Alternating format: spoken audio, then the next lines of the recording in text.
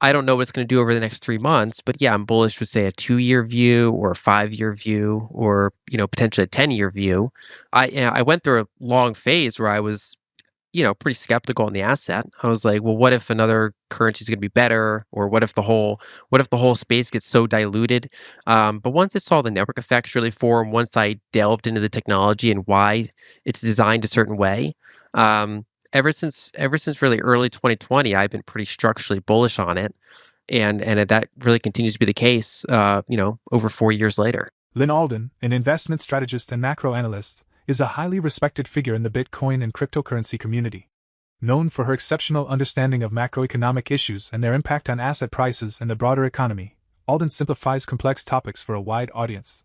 Her unique background in both finance and engineering deepens her knowledge of Bitcoin and blockchain technology, which she effectively communicates through her tweets, articles, and interviews. In her 2023 book, Broken Money: Why Our Financial System is Failing US and How We Can Make It Better, Alden explores the flaws of the global financial system, highlighting how it impoverishes billions while enriching the top 1%. She points out the paradox of our modern era. Despite technological advancements and energy abundance, our monetary system remains outdated and problematic. Alden emphasizes that the world's various currencies, with their rapid devaluation and limited acceptance beyond borders, create a financial system that operates almost like a barter system. She argues that this system makes saving money unnecessarily difficult, especially for those born in the wrong countries. Sound money advocates like Alden believe it's time to overhaul our outdated monetary system, moving from a debt-based, inflation-prone system to one emphasizing scarcity, deflation, decentralization, and seamless digital payments. Bitcoin, with its inherent characteristics, fits this vision perfectly. Alden predicts that with the rising popularity of Bitcoin and a bleak macroeconomic outlook, the world is heading towards a Bitcoin standard era, characterized by massive global adoption and a significant increase in its value. Her insights on Bitcoin, stablecoins, and the broader cryptocurrency space are further elaborated in her recent interview on the Professor G Show. Stop. You don't have time. Don't miss out this 2025 bull run. Educate yourself first ahead of the crowd. We have created the ultimate step-by-step crypto cheat guide that will guide you this bull run. Unlock the secrets of crypto and make smarter investments today. Now by clicking on the link below to get your exclusive copy just under $10. So we have this kind of 2 or 3 tier centralized money system. And the challenge there, so, in the US, at least for the past half century, we've had it pretty good.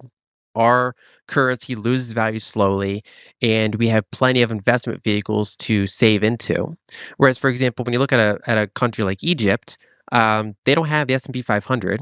They don't have, their stock market's not a reliable investment, kind of a wealth building vehicle. They've got real estate, but real estate's, of course, illiquid. So there's all sorts of downsides with that. They can't obviously invest in their own currency in any meaningful amounts because you've got an average of double-digit inflation over a 50-year period.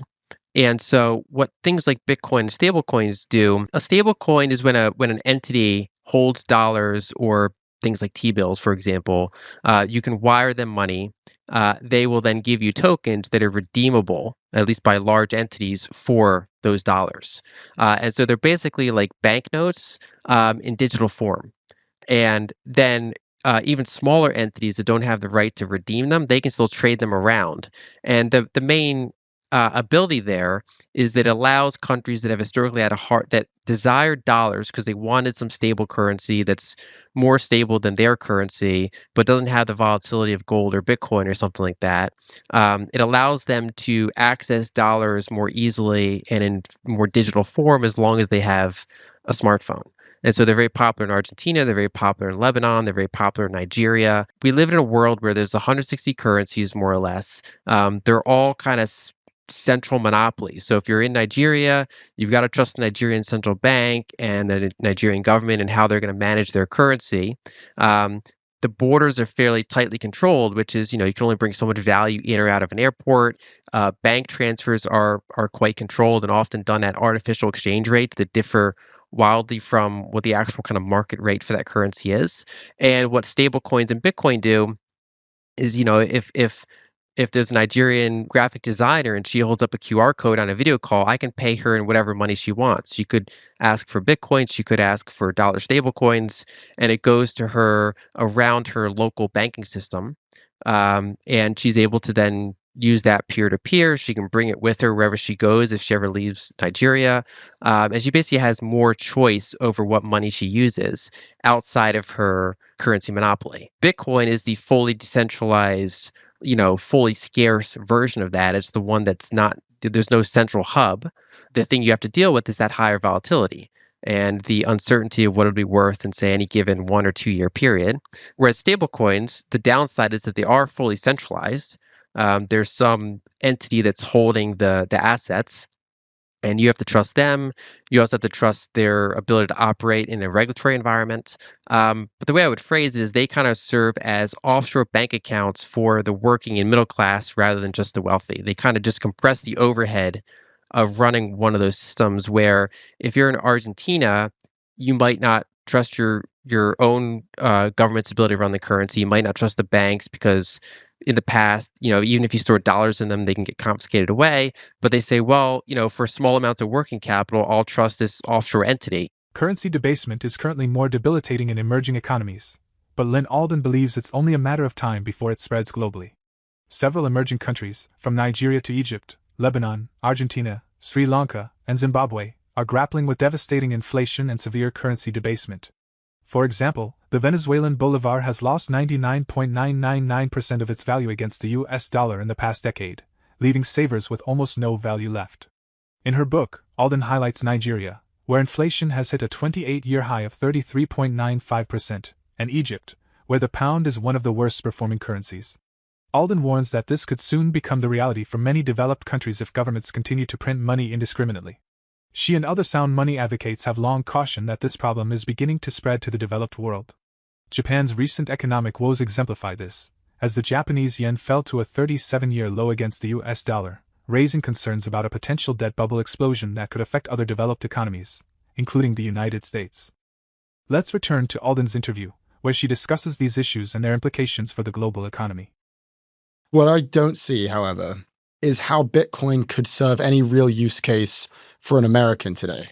Sure. So one of the attributes of money, it's that which you hold, even if you don't intend to consume it yourself. That's kind of historically where money kind of came from. And so, for example, if we hold a gold coin, we're not necessarily intending to melt it down into jewelry or industrial use anytime soon, but we're kind of holding it knowing that it's a useful thing that other people use. Store of value. Store of value. And as an American, to your point, we generally don't find ourselves troubled for payments or even troubled for savings. We have no shortage of savings vehicles that are reliable.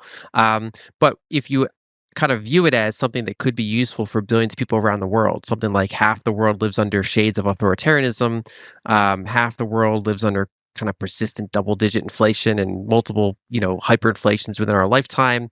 Bitcoin is something that Americans often treat more as an investment, and it's one that happens to have outperformed the S&P 500, the NASDAQ, almost everything other than NVIDIA over, 3, 5, 10-year period. So for us in America and Europe, it's often seen as an investment, which I think makes sense. But in, say, Africa, where there's roughly 40 currencies, or Latin America, where there's roughly 30 currencies, and every one of those currency borders is a friction. Most of those currencies are undesirable to hold. It's something that's useful to them, and that therefore it is an investment for people that kind of understand that there is a use case, even if the use case doesn't apply to them. I do think that we are running this more structurally high inflation because of the things we talked about earlier in this discussion. But that doesn't mean they have to happen super quickly. It doesn't mean that things have to end. If you kind of do the rough math, Congressional Budget Office expects 20 trillion in net treasuries to be issued over the next 10 years. They also assume no recessions. So if there's recessions, that number is probably going to be higher. They generally undershoot the numbers. So let's say conservatively, 20 trillion in treasuries are going to be issued. If you look at how much, gold's going to be mined over the next 10 years, at current prices, it's somewhere in the ballpark of 2.5 trillion. And the amount of Bitcoin that's going to be created at current prices is something like 70 billion. Now, of course, gold and Bitcoin can change in price to accommodate more inflows if people want to put more money into them. But the point is basically, if you're just kind of saying, what do I want to own that's pretty scarce? Obviously, good equities are one of the options. Good real estate can be one of the options. Art is historically one of the options, especially for wealthy investors, but also Bitcoin is, because it's liquid, it's fungible, it's portable, and it's got a lower kind of new supply growth rate than a number of other kind of liquid investments. So I think from an American perspective, it's often viewed as an investment, whereas in other countries it could be viewed as a lifeline. I don't know what it's going to do over the next 3 months, but yeah, I'm bullish with say a 2-year view or a 5-year view or potentially a 10-year view. I went through a long phase where I was pretty skeptical on the asset. I was like, well, what if another currency is going to be better, or what if the whole space gets so diluted? But once I saw the network effects really form, once I delved into the technology and why it's designed a certain way, ever since really early 2020, I've been pretty structurally bullish on it, and that really continues to be the case. Over 4 years later. Alden asserts that we are on the brink of an inevitable transition to a sound money system. This may not be immediately apparent because citizens in emerging markets with weaker currencies can still temporarily rely on stronger ones like the US dollar. However, these supposedly strong currencies are also being eroded by inflation, just at a slower rate. Eventually, as more money is printed to cover massive debt obligations, inflation will accelerate to the point where even the dollar can no longer be trusted to preserve wealth. According to Alden, this tipping point will come much sooner than most expect. When it does, the world will turn to Bitcoin as the ultimate store of value and means to increase wealth. Please share your thoughts on Alden's interview in the comments section below. For more Daily Dose Crypto news, check out these 2 awesome videos on your screen. Click now and we will see you on the next video.